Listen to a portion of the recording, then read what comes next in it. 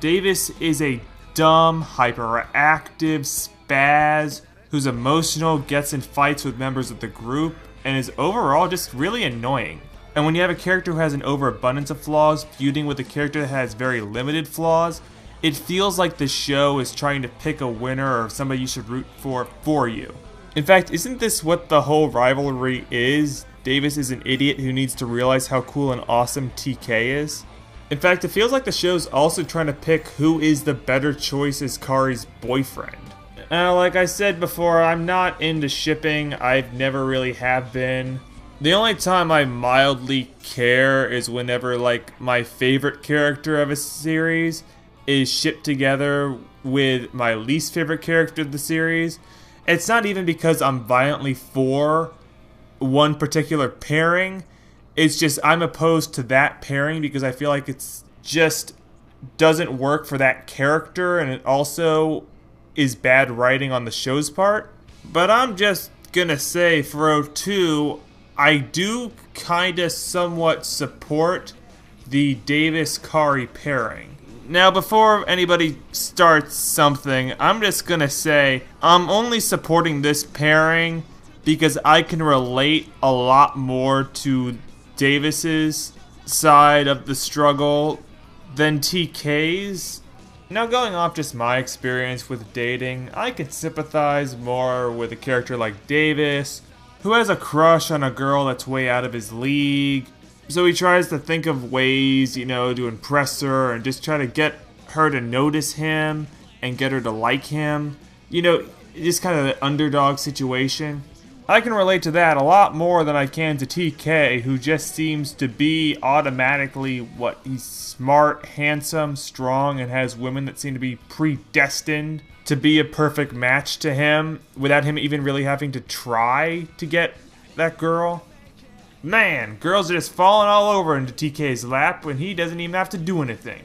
Okay, this is getting too weird. I'm gonna move on talking about the other big thing in TK's character.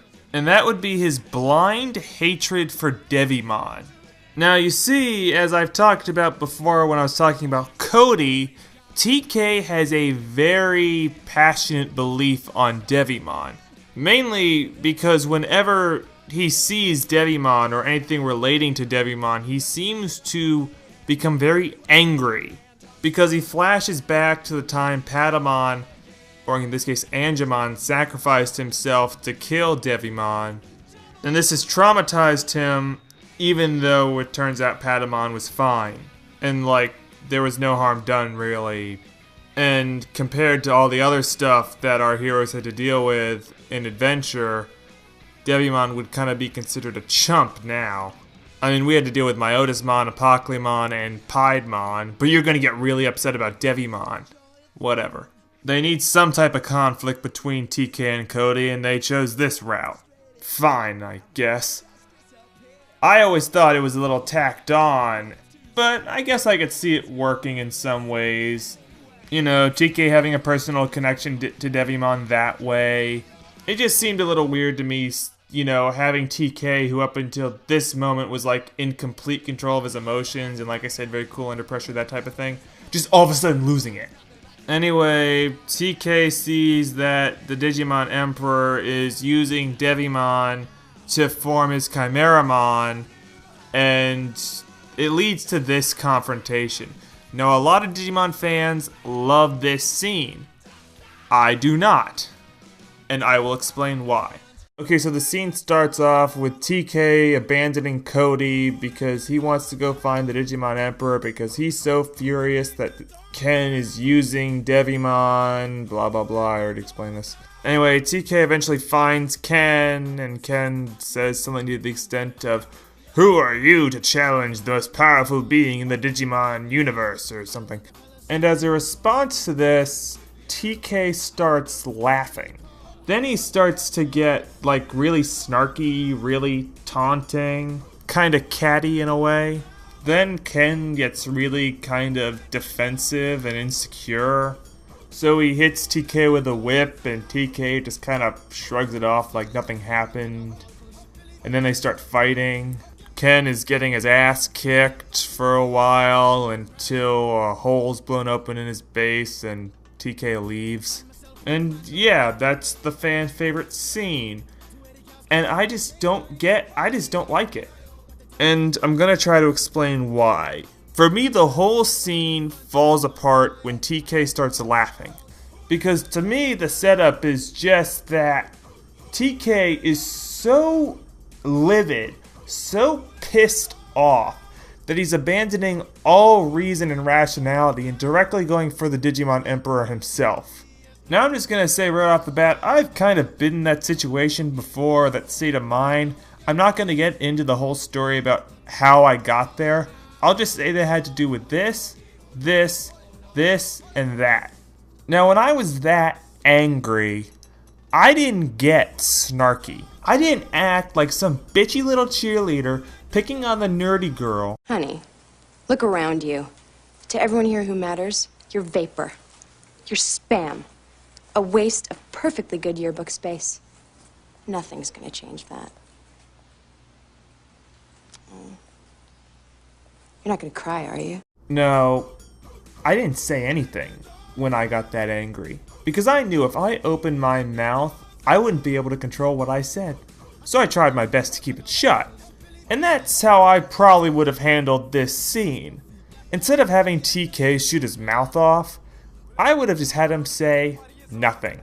Let Ken shoot his mouth off about how strong he is and how he's so powerful, and just have TK just staring right at him, saying nothing. All Ken can do is taunt him and try to goad a reaction out of him, but all he gets are these eyes. These horrible, hate-filled eyes just burning a hole into his soul. And then, without warning, he snaps. And TK just starts mercilessly wailing on Ken. That would have been a reason for Cody to be scared of TK. Because originally he's just scared of TK because he saw TK really pissed off once. But if he saw TK do that whole routine, like seeing him when he first gets really angry and then like following him to his confrontation with Ken, and just seeing that amount of hatred and fury directed at one target, then I could see him really being afraid of TK. I would have also accepted if TK started on that kind of stereotypical Vietnam vet speech where he goes that whole like, I've seen things, man. You know, like have Ken start off with this whole, I'm the most powerful thing in the digital world. And TK just goes, yeah, you think you're tough? Let me tell you what I've seen in my time in the digital world. I've seen a shadowy demon whose ability to wield his dark powers would give you nightmares. I've seen a creature whose very existence shatters the laws of reality and dimensional space. I've seen a monster who was able to conquer an entire city overnight and harness the power of dark energy and feast on the remains of his fallen comrades to grow to unimaginable size and proportion.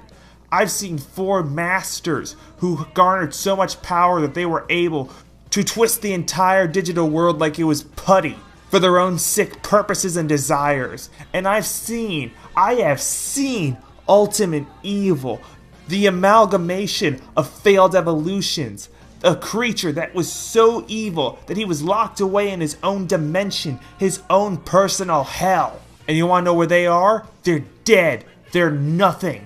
Because of us. You may be the most powerful thing in this world right now, but that's only because I was able to snuff out your competition. And when I look at you, you're a cakewalk compared to your failed predecessors. But you want to know what? I don't even mind. Because let me tell you something, I'm a prophecy child. My success is assured, while you're destined to fail. I'm 5-0, and you're number 6. Let's go for a perfect streak. Boom! Okay, I'm gonna calm down a little bit now. The last reason why I think that this didn't sit right with me was I felt that it was kind of uncharacteristic for Ken to act that way when TK was like kind of teasing him. I just felt like he folded to a defeated state a little too quickly. You know, it just it just didn't seem, like I said, in character for him. And the whole scene just reeked of this whole TK boosting, oh, he's so cool, he's so awesome vibe that was so grotesque and gratuitous that it just turned me off from the scene from, like, the very beginning. It kind of reminded me when, like, Taiki would start lecturing Kiria, you know, to make us realize, oh yeah, Taiki's really cool. Or when Rio had to go save Rika because she did something that was really retarded, and it was like another moment where like, oh yeah, Rio's really cool. It just seemed like a cheap way to boost his character and play to the crowd. That's just me though. I'm trying to actually think about what else TK did this season. Okay, he fused with Cody. I always thought that was a weird combination. I never really liked it. I would have rather have had like TK fuse with Davis, you know, like former rivals now had to become like in sync together type of angle, and have Cody had rather fused with like Ken because Cody was by far the most resistant to Ken joining the group, so I thought that would have been an interesting dynamic. And also I kind of would have liked to see what an angel and dragon mixed together would have looked like. But anyway, I think that's all I have to say about TK. I don't think he did anything else, and I'm kind of tired of talking about him, so I'm just going to go to final thoughts. TK in this season, I think, had a lot of potential with him being a veteran of the digital world, and I kind of thought they were going to take a different path with him. I thought that he was going to be the leader of the group, and he was going to kind of be a contrast to Ty's leadership from Adventure, him being Matt's brother. I thought we were going to have a season where we were going to be able to have, like, what if Matt ran the group scenario, with TK running it, but just with Matt's type of leadership style. You know, I thought that could have been, like, an interesting idea for a group dynamic. I don't really know how they would have done it, but I would have liked to see them try. But instead, what the show does is they still treat TK, or at least write him, like he doesn't need a lot of character development and that he can just be in the background. Now that worked better in Adventure because he was like a really little kid and he had his brother Matt in the group, and Matt was the main vehicle for character development for the both of them. In 02, it looks like Kari's going to be set up as like a vehicle for character development for them, but instead she kind of acts as really cheap sexual tension.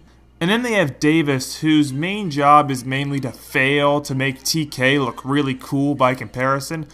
But all it does for me is generate sympathy for Davis and has me hoping that TK fails, so that Davis can one-up him. That's just how I see it.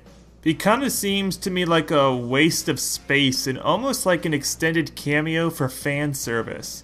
And I guess if he and Kari were both written out of the show, Ken would have adopted the whole crest of hope and light thing. But whatever.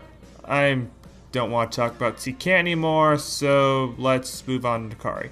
And just end it off by saying Patamon's like he was in Adventure, and Pegasusmon looks okay for an evolution. I really have to say I don't like horses, but I'm done. Go. Move on. Faster. Quicker. Go.